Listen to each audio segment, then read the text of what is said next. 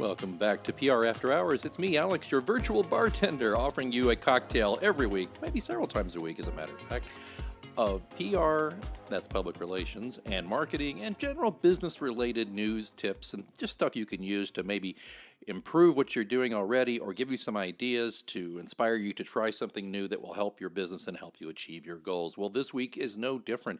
We're going to have an excerpt from a longer interview I did with author and strategist Mike Brown, founder of the Brainzooming Group. Now, he joined me for a sister podcast I do called Mysterious Goings On.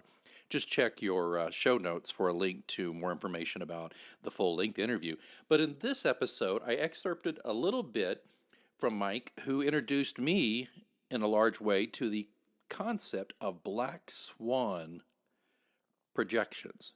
Now, you may be saying, Black Swan, what is that? Well, listen further to this, and it's a great way for you to help strategize and plan for things that perhaps you'd not even thought about strategizing and planning for.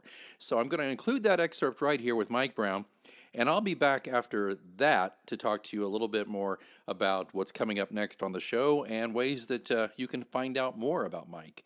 And we'll get to that interview excerpt right after this. Hey, what's shaking? It's Alex Greenwood, host of PR After Hours here on Anchor FM.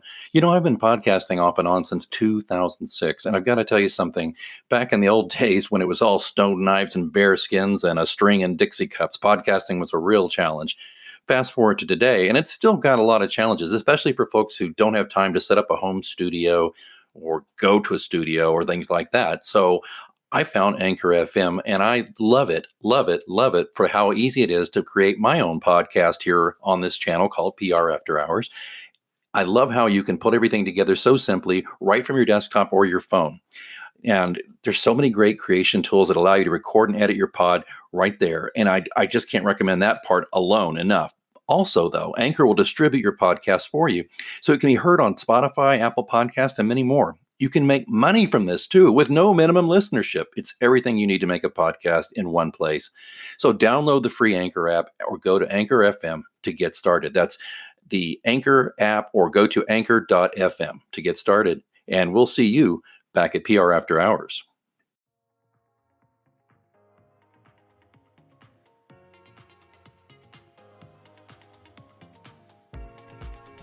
I know that Brainzooming has helped companies. I don't know if you can even name very many of them, but they ranged from educational institutions to, well, what else? What else are we talking about here? I mean, from heavy industrial manufacturing to service businesses. And there's a heavy dimension of service businesses.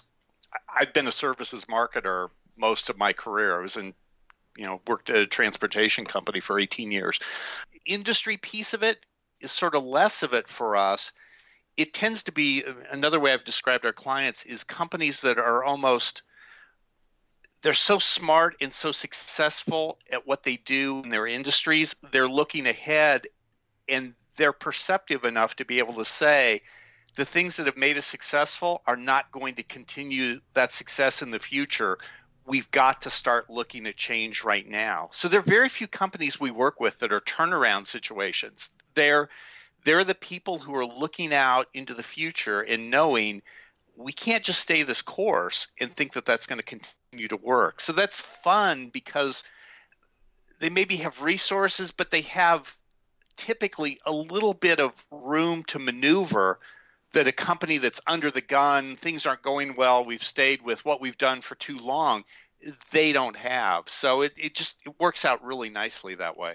Right. And, it's interesting, too. You and I were talking, was it around the holidays we had lunch? Isn't that right? Yeah, and it was. I was talking to you about my day job, my crisis communications planning that I'm doing, and I'm doing a lot of speaking about it. And everybody, Mike gave me a tremendous idea to use that I just used, by the way, Mike, in a presentation I did last week to a delegation from Estonia, believe it or not, here in town. Yeah, I was working with a State Department related NGO, and they wanted a crisis communications expert. And, so what I did, everybody, Mike gave me this thing, and he's talking about here about companies that are looking ahead.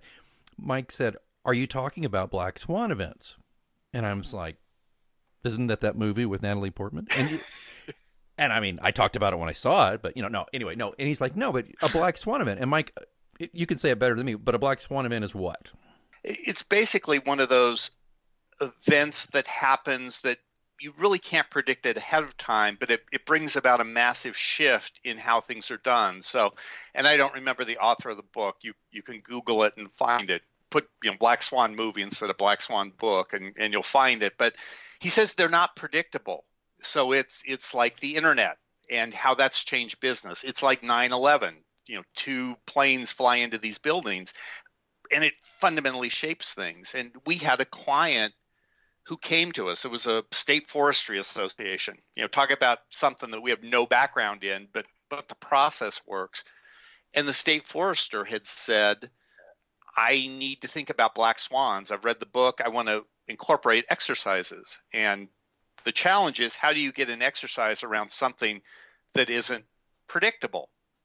And that led to, and Alex, since you've used it most recently, I'll let you talk about what that example is and sort of what unlocked the possibilities. It was so great. So Mike tells me, just, think about, this. Look! No! It can't be. What is it? It can't be. What did you do, Ray? Oh, shit.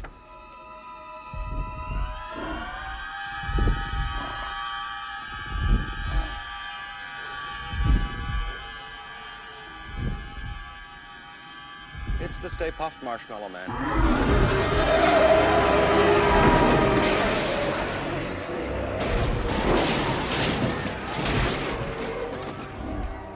Okay, so I used this idea that Mike gave me. He says, try and illustrate to your audiences what a black swan event, but do it in a way that's sticky, in a way that's funny, in a way that kind of lifts the mood, because black swan events are oftentimes, most of the examples are pretty awful, like 9/11 is not a fun example, but the internet's not necessarily a bad example. Although some might argue with that. But what I did was I said to my audience, I said, explaining a black swan event, I said, so think about this. You can't. It's almost an enigma, because you're being forced to think about something that has never happened before, right? And so, of course, use the example from Ghostbusters of the Stay Puft Marshmallow Man, because they knew that Zool was going to destroy everything using their minds against them. So he's like, everybody, clear your mind. Think of nothing that could kill us, nothing that could hurt us, basically. And, of course, Ray thinks of Mr. Stay Puft. So they get like a 60-story Mr. Stay Puft destroying New York. I'm in this room of dignitaries from Estonia.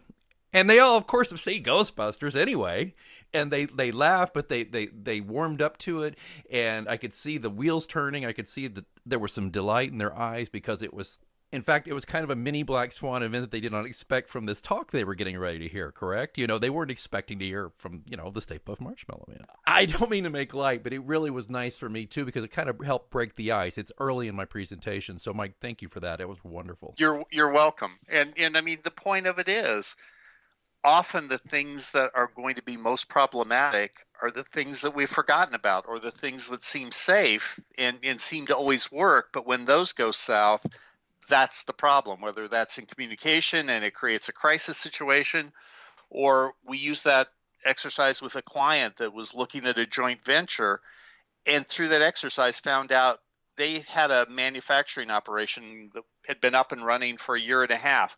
They had no crisis plan. They had no plan for business interruption. It's like, oh my gosh, we need this. So it's just an interesting way. And we constantly try and do that, to not come in with, here's the Porter 5 forces analysis, and here's every classic business strategy structure, because people don't necessarily know those. They can be off-putting. They can be uncomfortable. We instead try and figure out what's a way to allow them to use the knowledge that they have, but make it very easy for them to shift it in a way that helps them develop strategy, or helps them get to disruptive innovation, or some other type of breakthrough thinking. So, we call it the Brainzooming R&D lab, but we're always thinking about what's an easier way for somebody to figure this stuff out.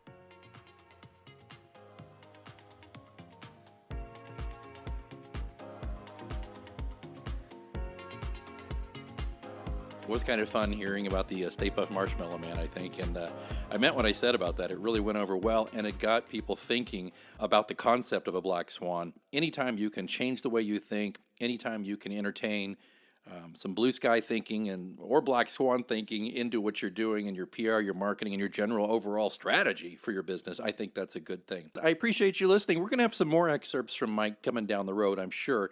But in the meantime, we have a whole backlog of episodes growing every week with tips that we think are beneficial to you. Just a whole bunch of cocktails of news and views and tips, and some other things that are like what I call quick shots, maybe just a shot of something that's a really quick hit it and run kind of bit of news that I can slide down the bar to you here.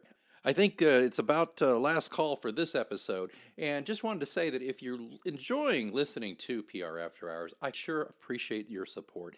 There's a link in the show notes where you can contribute to the tip jar. I'll just rattle that little tip jar a little bit, and all that does is encourage me to keep going, and it helps give me a little bit of financial support to take care of the cost of putting out this show. So I'd really appreciate you considering clicking that link and chipping in what you can. Thank you so much for that. And also, if you have a question for me for PR After Hours, there is also a link where all you have to do is sign into Anchor FM, and you can leave a voice message right off your smartphone for me for a question. So if you've got a PR or marketing or business-related question you want to ask and have me answer on the show, please do that. There's a link in the show notes.